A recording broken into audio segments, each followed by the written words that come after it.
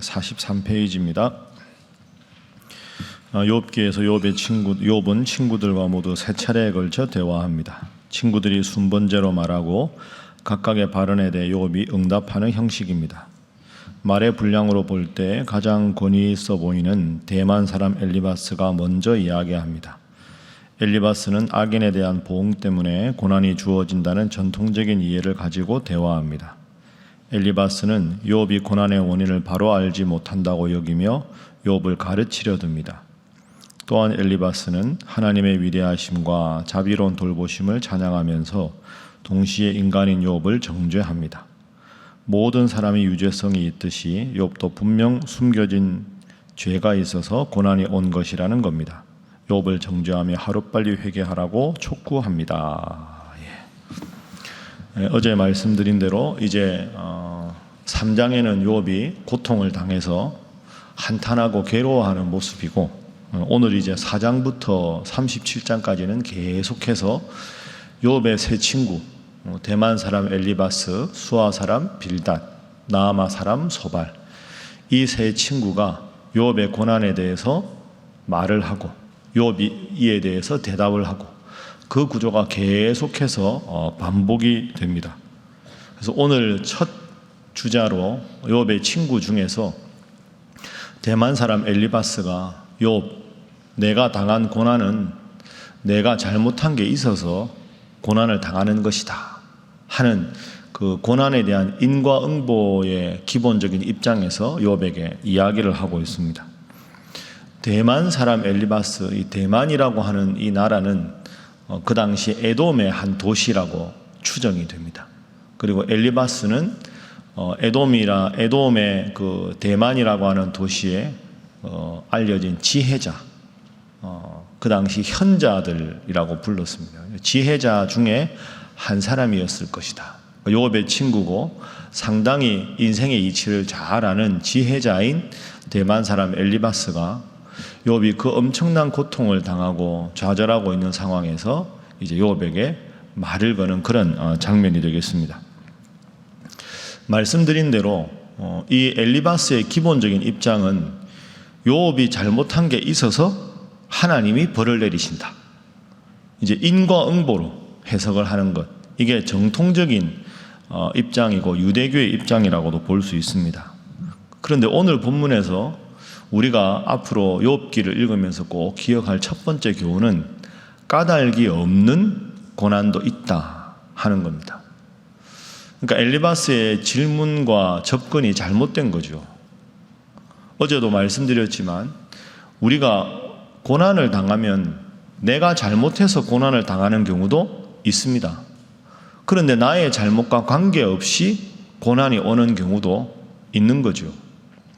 예를 들어서 이스라엘 백성들이 하나님 앞에 많이 범죄해서 하나님께서 수많은 기회를 통해서 돌아오라, 회개하라, 그렇지 않으면 너희가 징벌을 면하지 못할 것이다, 무수히 말씀하셨는데도 이스라엘 백성이 범죄해서 하나님 앞에서 큰 어려움을 많이 당하지 않습니까?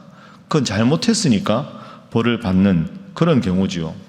포로로 잡혀갈 때도 마찬가지고, 구약 성경에 보면 하나님을 버리고 우상을 섬기면 하나님께서 진노하시리라 무수한 예언자를 통해 말씀하셨는데 그 말씀을 듣고도 아랑곳하지 않습니다. 우상을 섬기지요. 그래서 벌로 하나님 앞에 고난을 당합니다. 잘못해서 그 원인으로 고난을 당하는 경우가 분명히 있습니다. 그런데 또 하나의 고난, 욥이 당한 고난은 이른바 의로운 고난입니다. 잘못한 게 없는데 고난을 당하는 거죠. 예수님이 잘못한 게 있어서 십자가에 달려 돌아가신 게 아니지 않습니까?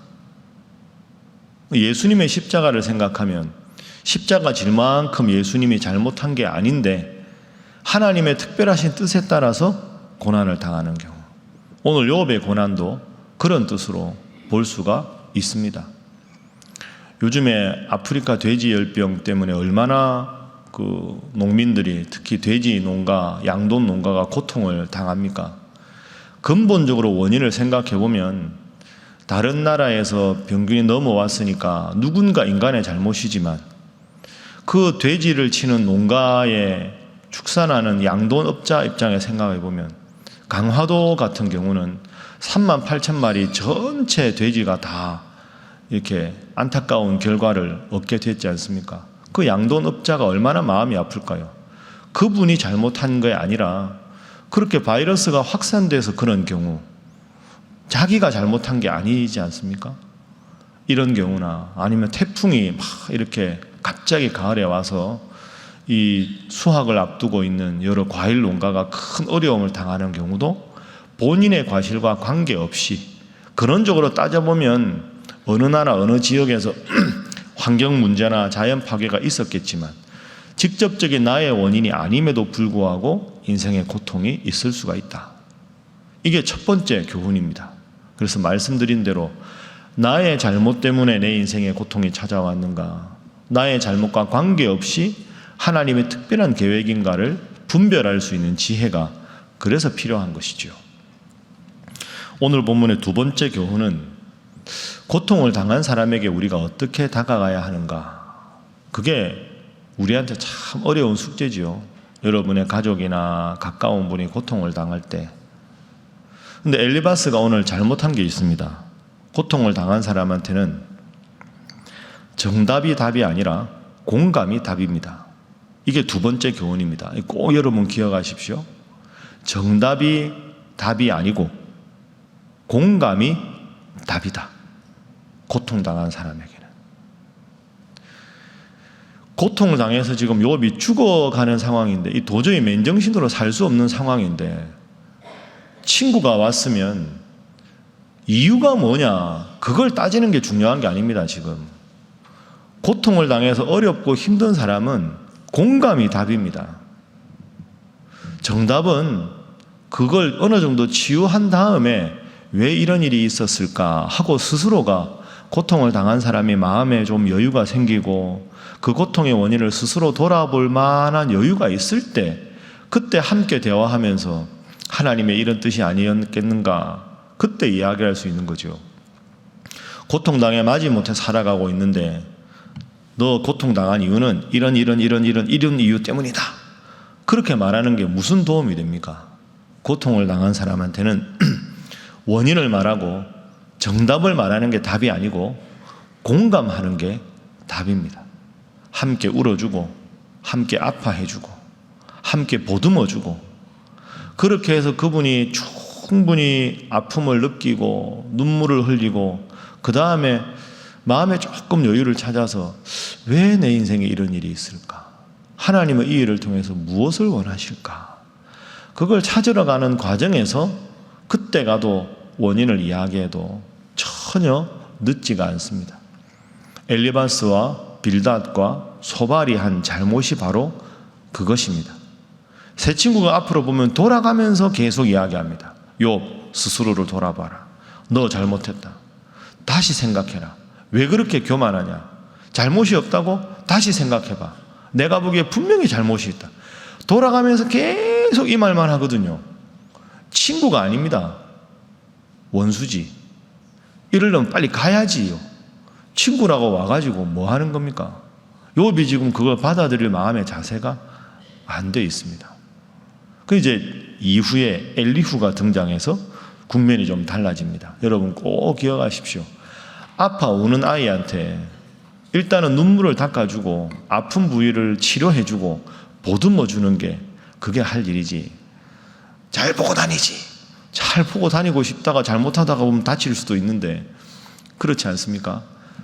꼭 기억하십시오. 이거 외우십시오. 고통을 당한 사람에게는 정답이 답이 아니라 공감이 답이다.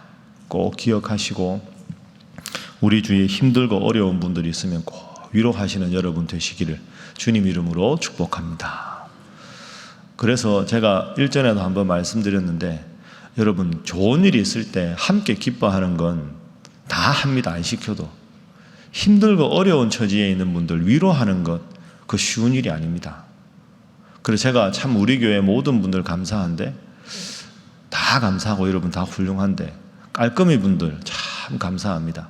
그때 추석 명절 때 토요일이었는데 명절에 안 올까 봐 다 서로 이렇게 오셔서 청소 열심히 하시고 제가 가끔씩 이제 그 천국 환송 예배 드리러 가면 그 하늘 위로 찬양대 그 참 감사합니다. 그분들은 주일날 한 번 하는 게 아니라 내일 갈 수도 있고 모레 갈 수도 있고 병원도 다 다르고 주로 새벽에 일찍 하는데 하늘 위로 찬양대 하시는 분들, 그리고 운구위원들, 참 그분들이 얼마나 수고하는 분들인지 모릅니다. 그래서 가끔 제가 보면 돌아가신 분은 신앙이 좋은데 함께 돌아가신 분과 함께 살아가는 유족들이 신앙생활을 안 하는 경우가 꽤 있죠. 그분들이 이제 장례 절차 마치고 주일날 예배 왔다가 끝나고 나면 인사하겠다고 이제 저한테 오시는 경우가 있거든요. 그럼 유족들 다 제가 인사하고 다시 한번 기도해 드리는데 그들이 한결같이 하시는 말씀이 교회가 장례 마지막 절차까지 잘 함께 해줘서 너무너무 감사하다고. 그리고 이분들은 예배당에 자주 안 오니까, 예를 들어서 천국 환송 예배인데 목사님이 예배 설교한다더라. 그러면 뭐 설교하는 목사님 오는 거는 어떻게 보면 감사하지만 당연한데 별 기대 안 하고 왔는데 하늘 위로 찬양대가 가운을 입고 찬양을 하고, 잘 모르는 분들인데 자기는 교회 안 나가니까 우리 교회 안수 집사님들 이런 분들이 운구위원을 해주는데 운구위원 중에 아는 분이 한 분도 없는데 이분들이 끝까지 함께 해준다. 그걸 가지고 너무너무 위로를 받습니다. 그것 때문에 유족들이 신앙생활을 하게 되는 소중한 계기가 되는 경우가 참 많이 있습니다. 하늘 위로 찬양대나 운구위원이나 아니면 우리가 하는 이 토요일에 청소하시는 분들, 이분들이 참 다 바쁘고 힘들지만 그분들은 입술로 전도하라고 말하지 않지만 힘들고 어려운 일을 기쁘게 감당하는 것 자체가 그분들한테 위로가 돼서 다시 신앙생활을 하게 되는 계기가 되는 거죠.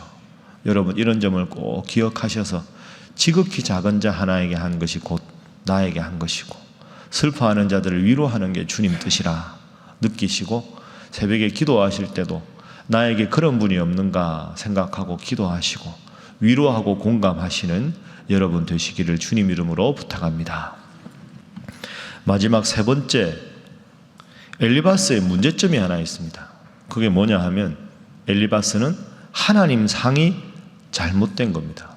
이게 본문의 세 번째 교훈입니다. 바른 하나님 상을 가져야 한다 하는 거죠. 하나님에 대한 이미지가 상이 잘못됐습니다. 무슨 말씀인가? 자, 예를 한번 들어봅니다. 5장 12절 13절 말씀. 자, 5장 12절 13절 말씀 두 절만 우리 함께 읽어봅니다. 시작. 하나님은 교활한 자의 계교를 꺾으사 그들의 손이 성공하지 못하게 하시며 지혜로운 자가 자기의 계략에 빠지게 하시며 간교한 자의 계략을 무너뜨리심으로. 아멘. 자, 엘리바스는 하나님도 이렇게만 믿습니다. 잘못한 게 있으면 벌을 내리고 잘한 게 있으면 상을 준다. 고로 욥 잘못한 게 많다. 하나님 상이 잘못됐습니다. 이런 하나님 상이면 자비로우신 하나님, 사랑하시는 하나님, 이런 하나님이 없습니다. 이 12절 보십시오.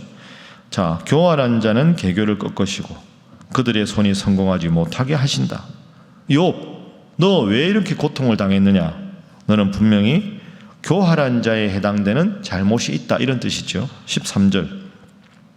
지혜로운 자가 자기의 계략에 빠지게 하시며 간교한 자의 계략을 무너뜨리신다. 그래서 너도 하나님의 심판을 받는다. 14절. 낮에도 그들은 어두움을 만나고 대낮에도 더듬기를 밤과 같이 한다. 그럼 욥이 지금 당한 고통은 대낮에 만난 흑암과 같지 않습니까? 고통이니까. 왜 그러냐? 잘못한 게 있다. 그러니까 엘리바스 같은 식으로 신앙생활하면 모든 일의 원인을 나로부터 찾습니다. 거듭 말하지만 이게 완전히 틀린 건 아닙니다. 내가 잘못해서 하나님이 벌을 내릴 수도 있는데 모든 면을 이렇게만 생각하면 안 되지요.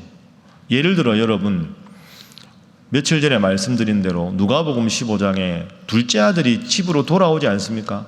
첫째 아들은 집에서 농사 짓고 둘째 아들은 아버지 유산을 미리 받아서 다 쓰고 돌아옵니다. 그런데 아버지가 안아주잖아요. 사랑하고 가락지를 끼우고 살진 소를 잡고 죽었던 내 아들이 살았다. 그러면 엘리바스 같은 시로 신앙생활하면 그런 하나님 상은 없는 겁니다. 둘째가 돈 다 쓰고 돌아왔다. 아버지, 제가 면목이 없습니다. 저를 종으로 써주십시오. 아들이라고 칭함받기도 부족합니다.